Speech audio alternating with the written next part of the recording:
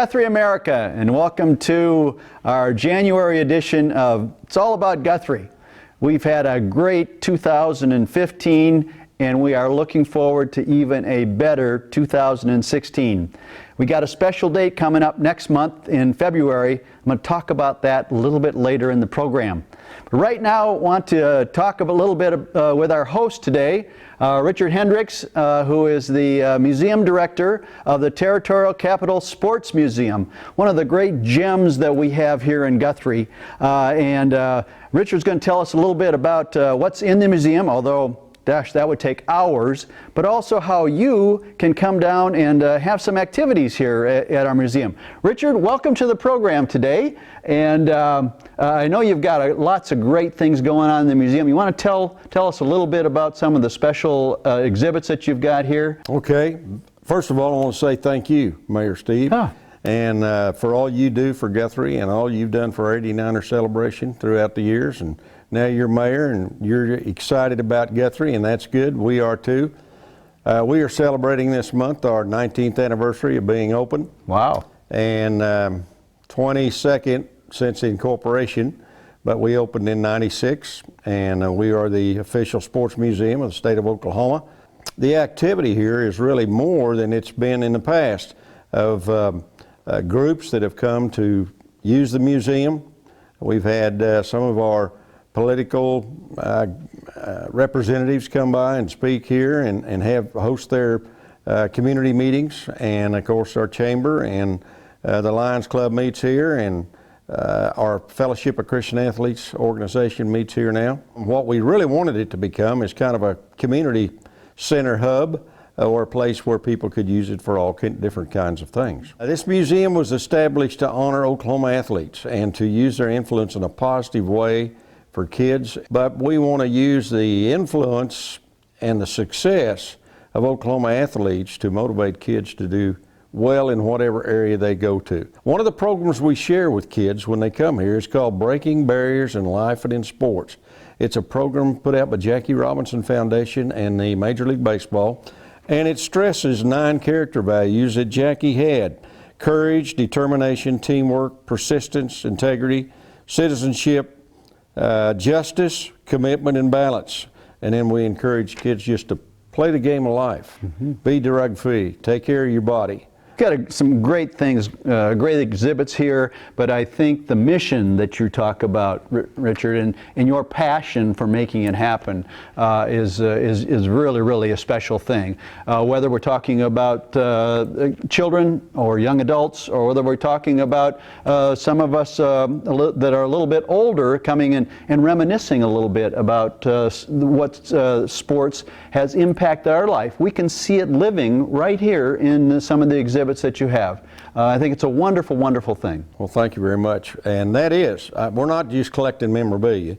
If we can't use that in a positive way to motivate a lot of people, everybody that comes in, and kids and adults both. And we are going to host a breakfast here January 23rd, and Tommy Lasorda is going to be in the state speaking at our Oklahoma Baseball Coaches Association 50th annual clinic. And he's going to come here to the museum for a breakfast, and our Lions Club is helping us put this on. But Tommy was playing with the Dodgers when I was a kid. I was a Dodgers fan in the 50s. He was playing with the Dodgers. Richard, you're not that old. I'm not old. I'm just experienced. You know, I've had a lot of experiences. But Tommy's going to be here, and he's a great ambassador for baseball and for the Dodgers. And he says, you know, I bleed blue, and when I die, they're going to put, you know, Dodger blue on my tombstone. And I heard him say one time, and he says this quite often when he speaks, he said, one time my wife said to me, Tommy, I think you love the Dodgers more than you love me. He said, I thought a minute. He said, I love you more than the Yankees. So he loves the Dodgers. He loves baseball. He'll be a lot of fun. People need to come. January 23rd at 9 a.m. 9 o'clock, okay. $25 a ticket, and the proceeds will benefit the museum and our local Fellowship of Christian Athletes organization. Okay.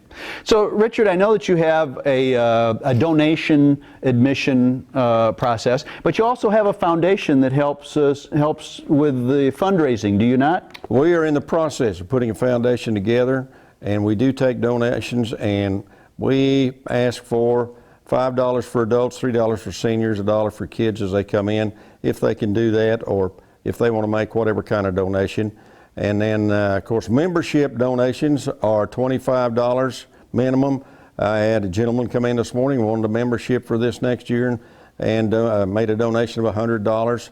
That just helps us to keep the lights on and the fire burning. Yeah. And Great. it really will not support itself totally, but through the help of many people in Guthrie and Oklahoma City and throughout the state of Oklahoma, and even out of state, we've had people have come in, and then after they've been here have sent us donations and sponsorships. And so that's what this is all about. And this is an Oklahoma facility and honoring Oklahoma people. We've just had the opportunity to put some signage for the museum on I-35, and we need some people to help us with that. The cost of that. The state, along with the Oklahoma Logo Company, has offered us the opportunity to be on one of the blue signs coming from both directions, and so we're in the process of putting that together. So if anybody'd like to help with that, well, we'd appreciate that help. It will really benefit Guthrie more than it will a museum. It'll bring people here, but then they will shop downtown, they'll eat here in Guthrie, they'll possibly spend the night. That's right. Buy some gas. That's right. And take the message of Guthrie back. You know, a lot of people go down I-35 and they don't know what Guthrie is, you know, what they're missing by not coming through Guthrie. We're going to change that. With your help, we're going to change that, Richard. My folks lived at Perry, and when I was in college, went up and down I-35 many times, and I always saw that big building, and I thought, boy, that thing hold a lot of hay. What is that thing, you know? But now we've been here since '76, and Guthrie's a great community and has a great heritage and history, and we just want to be part of it and share it. Richard, thank you for what you've been doing to be a part of that, and about part of not only our heritage, but also our growth and our future. We really, really appreciate what you do as the director of the museum and what the museum does for Guthrie, because it's all about Guthrie. Thank you very much for all you do, and thank you for the city of Guthrie for putting this on and giving us an opportunity to share this with the people of our community. Great. You know, at the head of the program today, I mentioned we've got a special day coming up in February, next month. And that special day is a day that you, the citizens of Guthrie, get a chance to vote on a significant piece of our future. And that is the journey that I talked about last month that the City Council has been on. They made another step in that journey, and that was to pass a resolution for a 3/4 cent sales tax increase to be voted on in February. And I mentioned a couple of the quality of life things that this sales tax increase would go to, and I just want to emphasize a couple more. The council has talked about the possibility of creating a community center for our elderly, a community center that would host different activities for our youth, a community center that would be a part of the hub of activities for all groups, all ages within our community. That's a possibility that sales tax money would go to. I also mentioned a particular project that's near and dear to my heart, and that is enhancing our trails and hiking paths in Guthrie. We have a master plan for parks and trails in Guthrie. It maps out a wonderful strategic plan. It's about 1/3 accomplished. I'd like to see the other 2/3 accomplished, and we can do that with the proceeds from that sales tax.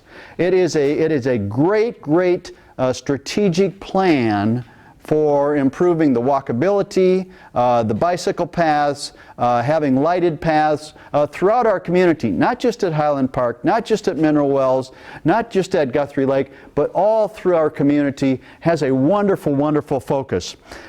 I also would like to put a little plug in for the results of the community health assessment that Mercy Hospital did last month. Your involvement provided them some focus for where they might be able to enhance health throughout our community. But one of the areas that certainly came up as a high priority was transportation.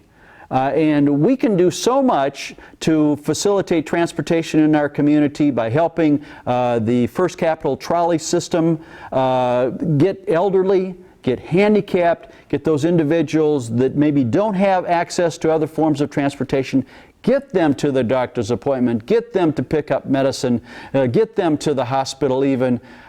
Transportation is a critical component of how we enhance quality of life. It's also something that can be facilitated through that 3/4 cents sales tax. Sporting complex, I mentioned last month about how we can enhance our football fields, our soccer fields, but we can do more than that. We can do all kinds of things with upgrading our playgrounds, as well as our tennis courts and basketball courts throughout our community. That's another focus point for that 3/4 cent sales tax. You've already told the City Council a little bit of your desires in responding to the survey that was sent out with the utility bill. Just remember to vote next month. It is a critical part of our future. Thank you very much for joining us. It's all about Guthrie. Amen.